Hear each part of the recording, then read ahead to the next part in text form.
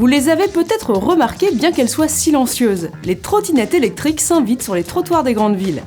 Plus polyvalentes qu'un vélo électrique, tout en étant rapides, elles permettent de se déplacer facilement. Pour cibler les principaux critères de choix, nous avons utilisé pendant plusieurs jours 4 modèles. L'Aigrette One S, l'Oxelo Click 5 de Decathlon, la Hitwo Booster et la e-Micro One. Au premier coup d'œil, on s'aperçoit déjà que l'encombrement varie beaucoup d'un modèle à l'autre. L'Aigrette One S, lourde et imposante, est difficile à porter à bout de bras, tandis que la e-Micro, très légère, se glisse partout. Revers de la médaille, elle est moins confortable. Entre les deux, la Click et la Booster offrent un bon compromis. Sur une trottinette électrique, le confort est essentiel et plusieurs éléments jouent dessus. Parmi eux, la facilité pour plier et déplier la trottinette. Chaque fabricant a son système et chacun s'avère relativement pratique.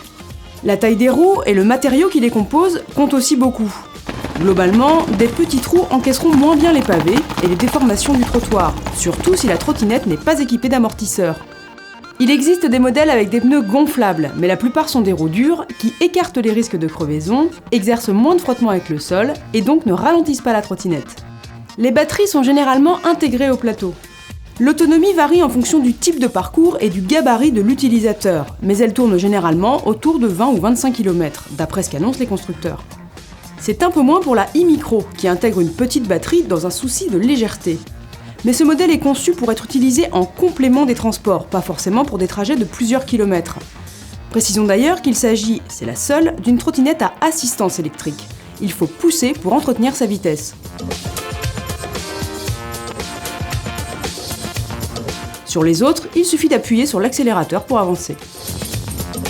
Le confort passe aussi par la largeur du plateau et le réglage en hauteur du guidon.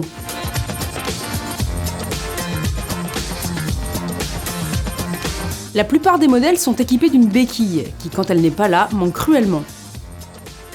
Toutes ces trottinettes disposent d'un moteur intégré à l'une des roues, le plus souvent à la roue avant, ce qui entraîne une mauvaise répartition du poids et ne facilite pas le freinage.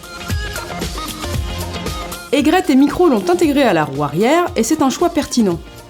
Oxelo ajoute encore plus de poids à l'avant en juchant la batterie sur la potence, mais propose un freinage efficace grâce à des freins à disque. La marque justifie son choix en expliquant que la batterie est ainsi moins sujette au choc lors du passage d'obstacles.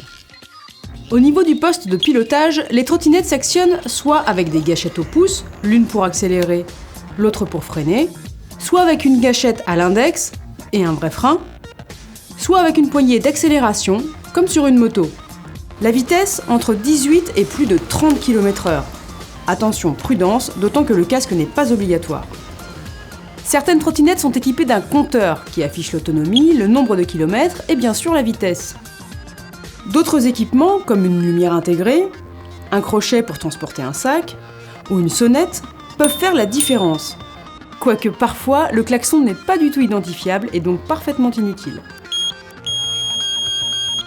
Dans tous les cas, il faudra débourser entre 650 et 1350 € pour vous offrir l'un de ces bolides. Sachez qu'en l'absence de réglementation claire, les trottinettes électriques sont tolérées sur les pistes cyclables et sur les trottoirs, mais à vitesse réduite.